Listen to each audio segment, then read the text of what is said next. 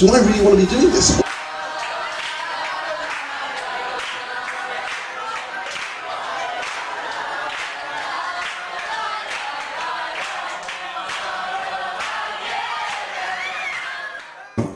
Jeremy Amius here. I'm not sure if I look the same as I used to. We were teenage friends at Jewish Youth Study Groups, collectively on the National VAD, and had such wonderful times together.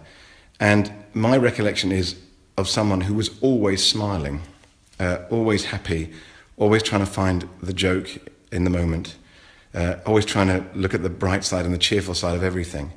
And we just spent such wonderful times together. And I think as one gets older, one has such fond memories of the people you spent your teenage years with, because they were there before all the other BS we have to deal with in our lives.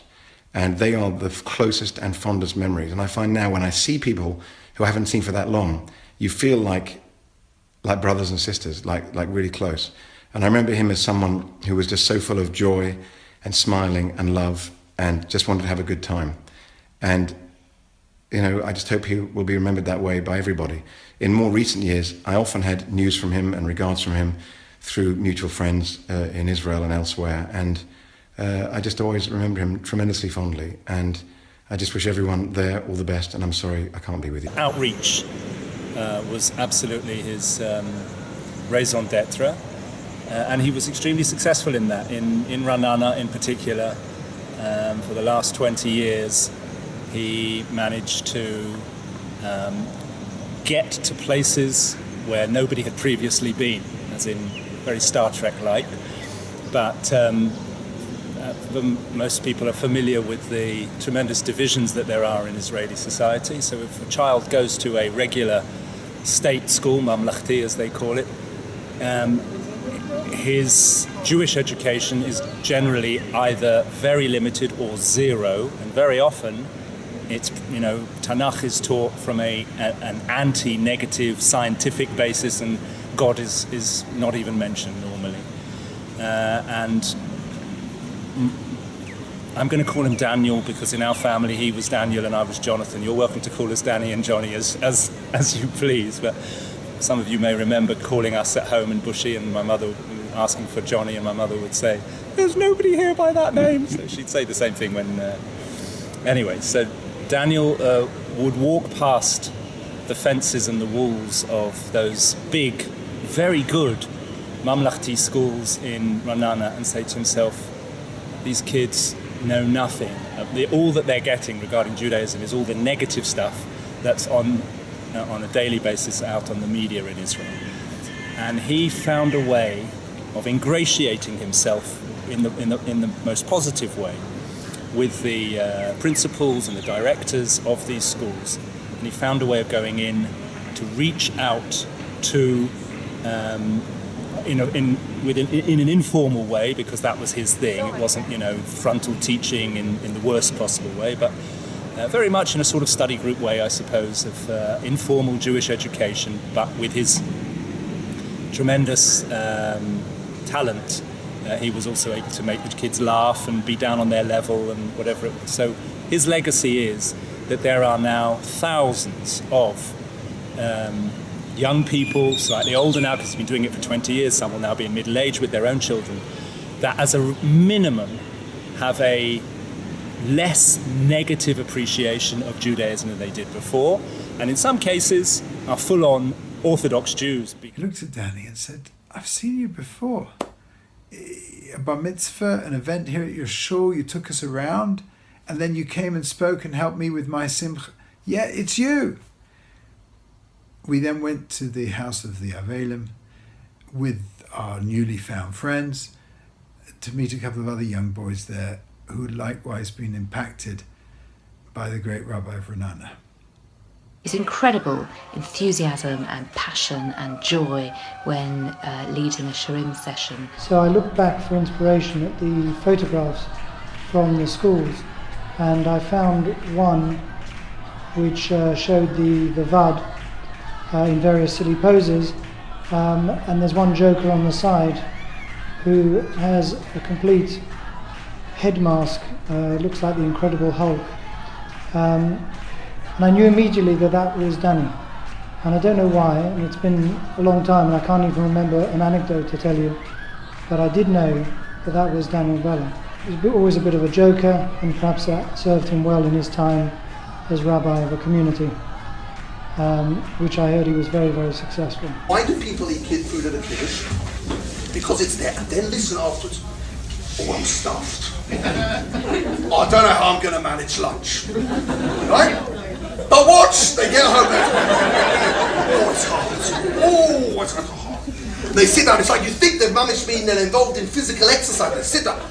Oh, I don't know how I'm going to do this. Fatal mistake. A woman just prepared that food. A Jewish woman, possibly of Polish extraction. And you see this guy. Delicious, darling.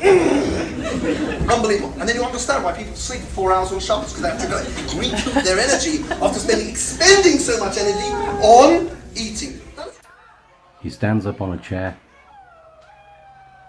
looks around, says nothing, just waits until we all get quiet. Time for announcements. Summer school has begun with the best chairman I ever remember. Ladies and gentlemen, food is actually an extremely serious matter, and because Judaism is able to celebrate foods, it is one of the reasons we have survived, because instead of denying our physical dimension, we have actually embraced it and we have sanctified it. My overriding memory of Danny is a picture of this vivacious, expressive, funny man, entertaining the troops continuously. He was always such great fun. He was always there for us all. He was a really good friend that you could rely on, and he was always incredibly passionate about everything he was doing and everything that was going on around him. Gave it his full focus and his really deep commitment to Judaism, even at that early age. He was always really warm and friendly and funny and kind and nice, and it always really felt special going to anything that he ran. Very normal, humble person. Danny was explaining to me the merits and the essence of life training, and asked me if my political involvement was making me a better person. He must have noticed my crestfallen look and downcast eyes, and rapidly switched into one of his many accents and picked me out of the trough. A lesson elegantly delivered and well taken to heart. I miss his advice. Yehi Zichron Baruch. But if you go to a wedding, the most important person in the wedding is not the chatan, it's not the kala, it's not the rabbi, it is the guy who works for the Shabbat, who is always bald and has got an earpiece in his head. Okay? Oh, he looks like someone who's Menahel Ha'irua. It doesn't matter, he can be Menahel. He looks as though he's been working for the Shabbat for 20 years, and he's now organizing the latest secret service operation around the Hummus. Okay? Have you heard the way these guys speak? Okay? And you suddenly see these guys running. Right? And he doesn't move, he stands there. Okay, now that's not like the witness is standing there. And he's got, and then they have the mirts, you know, the mirth, what the thing that. Right? I mean, why don't I, in the middle of a wedding, I'm doing a chuppah and I got a problem with the hummus here, you better get over here right away. I don't have to do it. I'm caught up with the sushi at the moment. Get out of the sushi and get to the hummus right away. We got a major problem with the meat. The meat! Oh my gosh! Dun, dun, dun, dun, dun. And they're running over it.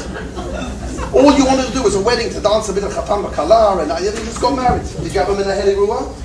Was he bald? Did he have an earpiece? Okay? No, he was from Scotland, he had a kilt. If you could speak to us now, what would you say to see us all gathered here today in his honour, in his name? Right. Well, you know, he was the impersonator, as you all remember. So, and I'm quite definitely not. That skill set and talent set was very concentrated in him. But he'd probably do some sort of a joke that had a 4-letter word in it, and he'd have us all in stitches. He'd be honoured, of course, but he was the least honour-seeking person, I think, that was on the planet since Moshe Rabbeinu. You know, he would have had no expectations that anybody was going to be doing this in his name, and he would be honoured and delighted, and would very much have wanted to have been part of it, I'm sure, if he could have. Well, he's very much here with us whilst we're sitting recording this, but he's also very much a part of the day, the evening, as we'll see. If there's one thing which each of us could do to improve our lives, what would Danny have suggested? Just to be more tolerant to everybody, including in our own families, to make the space to give people full understanding of who they are, where they're at, and the time, the space and the time. And that's definitely what he was fantastic at in his own family, 6 kids, and they will all have said that he managed to find the time for all of them. And I can tell you from my own experience that is much easier said than done. So you have to push yourselves. He would advise everybody to push themselves to make the space to understand and tolerate your fellow man. To Joe, who personified Torah, Chesed, and Avodah in his unique and special way, sharing his gifts with others, sharing his blessings with others, and ensuring that every Jew who he encountered would have the opportunity to grow a little bit of a Jew and go a little closer to HaKadosh Baruch Hu. The friendship which began 35 years ago sadly ended all too short, but the memories of the impact of that individual, Rabbi Bella, were so unique and so special that they will live on in the hearts and minds and souls of countless Jews for a very long time to come in the future. Kol hakavod to everyone here.